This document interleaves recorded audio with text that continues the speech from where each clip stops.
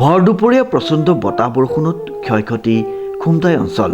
উল্লেখযোগ্য যে খুমটাই বাদুলিপাৰত বিভিন্ন প্ৰান্তত ক্ষয়ক্ষতি বতাহ ধুমুহা বৰষুণৰ ফলত চকুত চকুলো সাধাৰণ খাটি খোৱা ৰাইজৰ। কিমান হ'ব লাগে? 3 লাখ টকাৰ ওপৰত হ'ব। ক'ত পাম সেনেকুৱা বনালে চিন্তা লাগি আছে।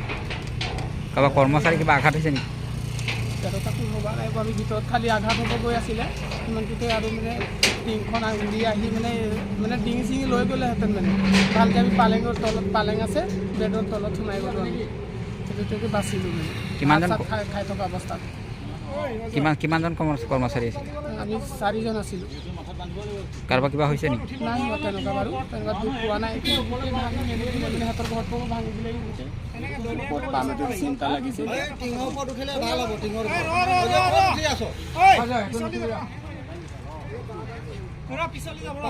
আপোনাৰ নামটো? সুনীল কৰ্মকাৰ। উল্লেখযোগ্য যে বাদুলিপাৰ বাগিচাৰ সুনীল কৰ্মকাৰৰ বাসগৃহ আৰু ব্যৱসায়িক প্ৰতিষ্ঠানটো একেবাৰে ভাঙি তছনছ হয়। ইয়াৰ উপৰিও বাদুলিপাৰৰ শ্ৰৱণ ৰবিদাস ঈদুল আলীৰ ব্যৱসায়িক প্ৰতিষ্ঠানতো বতাহ বৰষুণৰ ফলত ভাগি ছিগি তছনছ হৈ পৰে। বতাহ ধুমুহাৰ মাজতে বাদুলিপাৰ বিদ্যুৎ বিতৰণ কোম্পানী লিমিটেডত থকা ৰমেশ ঘাটুৰাৰ তৎপৰতাত বহুতৰ প্ৰাণ ৰক্ষা পৰে। খুমটাই বাদুলিপাৰ অঞ্চলত বিদ্যুতৰ তাঁৰত গছৰ ডাল ভাগি পৰাত পকী খুঁটা বিদ্যুতৰ তাঁৰ ছিগি পৰে।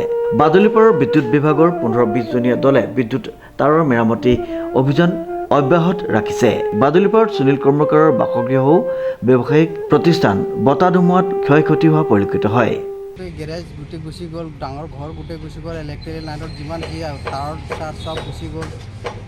বহুত ক্ষতি হ'ল আৰু ডাঙৰকৈ আহিলে হপককৈ ধুমুহা বতাহটো আহি বহুত ক্ষতি কৰিলে। যিমান যি আছিলে চব নষ্ট হ'ল, লণ্ডভণ্ড হ'ল ভাঙি মেলি।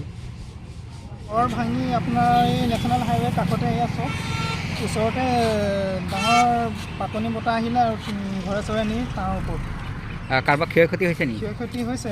ঘৰ দুৱাৰ বহুতৰ ভাঙিছে ইয়াত আৰু আমাৰো বহুত প্ৰচুৰ পৰিমাণে তাঁৰ ছিঙিছে, য'ত ত'ত খুটাও ভাঙিছে বুলি ক'ব পাইছোঁ। আমি এতিয়া বৰ্তমান এইটো আঁতৰাই আছোঁ আৰু ইফালে এখন সম্পূৰ্ণ কৰ্তন কৰা আছে আৰু এতিয়া আমি সম্পূৰ্ণ নোচোৱা নেমেলাকৈ আমি বিদ্যুৎ প্ৰবাহিত কৰিব নোৱাৰোঁ। ক্ষয়ক্ষতি তাঁৰ ছিগিছে, বহুত ঠাইত তাঁৰ ছিগিছে, বাদুলিপাৰ আশে পাশে বহুত জেগাত তাঁৰ ছিগিছে।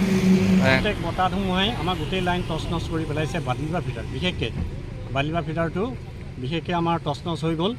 মানুহৰ ঘৰো ভাঙিছে, লাইনো ছিগিছে, বিভিন্ন জেগাত ক্ষয়ক্ষতি হৈছে। এনেই মোটামুটি ভালেমান 20-25খনমান গাঁও আছে। এতিয়া আমাৰ আন্ধাৰত আছে, আমি 10 টোমত কামত এতিয়া বিজি হৈ আছোঁ আৰু আছে লগত পেচাৰজন আমাৰ লগতে আছে। আমি একদম 20-25জন মানুহে দ্ৰুতগতিত কাম আৰম্ভ কৰি আছোঁ। বিদ্যুৎ তাঁৰত কাৰোবাৰ মানুহৰ কিবা ক্ষয়ক্ষতি হৈছে নেকি? মানুহৰ বিদ্যুতৰ কাৰেণ্টৰ পৰা ক্ষয়ক্ষতি হোৱা নাই, কাৰণ গোটেই লাইনটো কৰ্তন হৈ আছে, বৰ্তমান কৰ্তন হৈ আছে এতিয়ালৈকে। আৰু কিমান দেৰি কৰ্তন হৈ থাকিব সেইটো আমি ক'ব নোৱাৰিম, কিন্তু লাইন এতিয়া আমি ডিজিপ বৰাৰ ৰিপৰ্ট নিউজ নাও।